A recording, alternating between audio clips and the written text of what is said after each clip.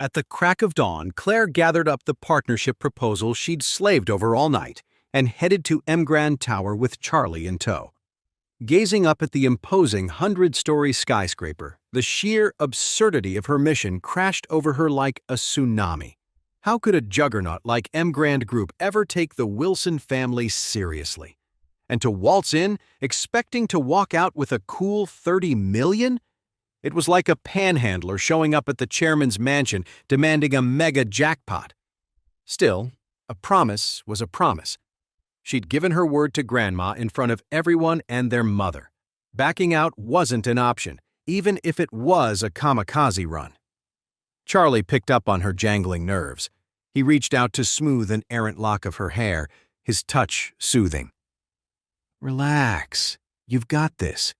They'd have to be idiots not to see what an asset you are." Claire managed a strained smile. "From your lips to God's ears. Hang tight, okay? I'll be back." Squaring her shoulders, she sucked in a deep breath and marched through the gleaming doors of M Grand HQ like a soldier hitting the front lines. As she vanished inside, Charlie fished out his cell and fired off a call to Doris. "Hey, Claire just headed up. You know the drill." "Not a problem, Mr. Wade," Doris assured him crisply. "I'll roll out the red carpet. Mrs. Wade will get the deluxe treatment." "Oh, one more thing," Charlie added, his tone sharpening. "What's the deal with M Grand and the Jones crew?" Doris didn't miss a beat. "I won't lie, there's major history there. The Joneses are champing at the bit to hop on our new project bandwagon. I've got their pitch sitting on my desk as we speak. But at the end of the day, you're the boss. Where you lead, I follow." Charlie's reply was pure ice. "The Joneses are persona non grata. No way in hell are they getting within sniffing distance of this deal. And if they think there's a future with us, they can keep dreaming. M Grand and the Jones family, game over." "Consider it handled," Doris vowed.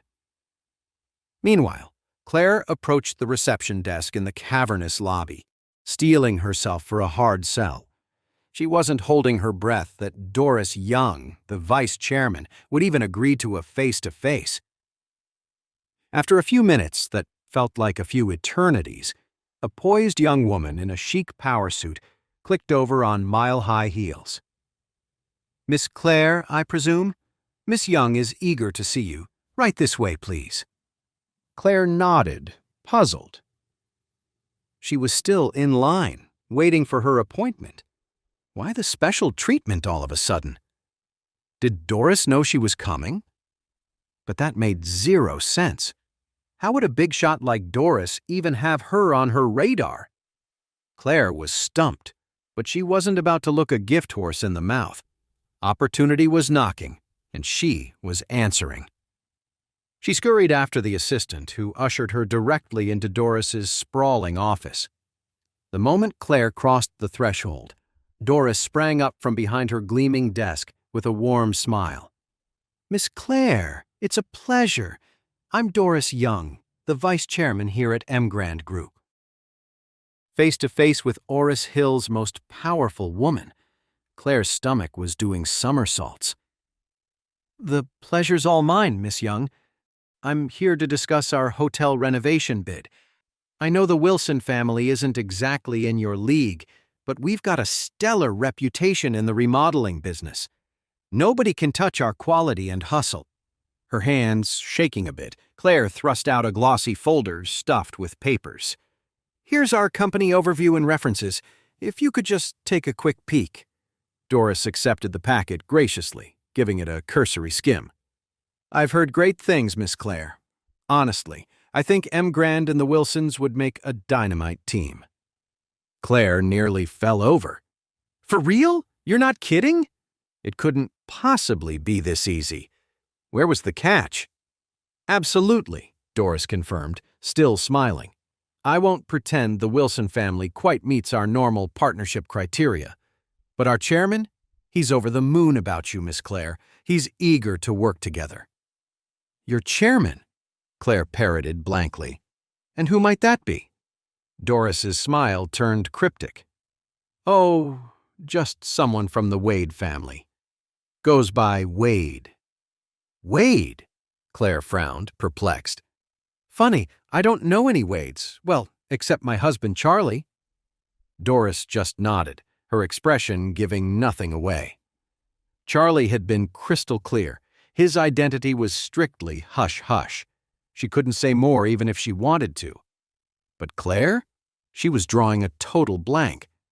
Besides her spouse, she wasn't on a first-name basis with any Wades. The mere idea that her chronically unemployed husband might be connected to the upper crust of Eastcliff? Totally laughable. Doris glanced down at the paperwork. "So, Miss Claire, it looks like your proposal is aiming for a $30 million partnership, is that right?" Claire nodded so hard she nearly gave herself whiplash. "Is that asking too much?" Her voice was barely a squeak. A tiny smile played at the corners of Doris's mouth. "Oh no, not at all. In fact, it's not nearly enough." Claire felt like she'd stepped into the Twilight Zone. "I'm sorry. Come again?" Doris's smile widened. "Our chairman's orders. He insisted on $60 million, minimum." She produced a thick legal document with a flourish, sliding it across the desk to a dumbstruck Claire. "I took the liberty of drafting the contract. You'll see, the grand total comes to $60 million, on the nose. If everything looks good to you, we can ink the deal right here, right now." Claire was reeling. This had to be a fever dream. M-Grand, the titan that wouldn't give the lowly Wilson family the time of day, was not only rolling out the red carpet, but supercharging Grandma's wildest fantasies. 30 million? Chump change. They were getting double that. Claire kept hunting for the catch, the trap door, the hidden camera. This couldn't be real life. Suddenly, a light bulb went off in her head. Last night's briefing.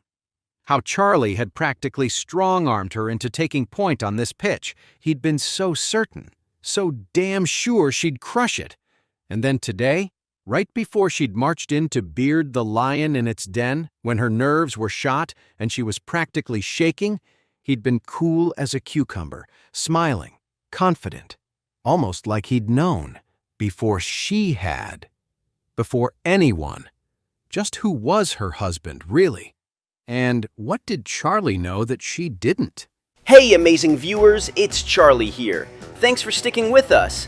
By the time of the release of this video, only 11% of our viewers have joined the party by subscribing, and 89% of you might miss out on our next mind-blowing video.